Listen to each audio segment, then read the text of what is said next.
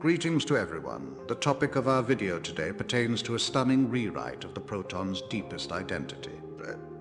Physicists, using the star detector at Brookhaven's relativistic heavy ion collider, have uncovered evidence that the baryon number the quantum property that marks protons and neutrons as matter rather than antimatter, and has stayed conserved since the Big Bang is not simply split among the three valence quarks after all. Instead, RHIC collision data point to a hidden Y-shaped junction of gluons, the very particles that glue those quarks together, as the true carrier that gets stopped more easily in high-energy smash-ups, pulling three new quarks from the vacuum while the original quarks race onward.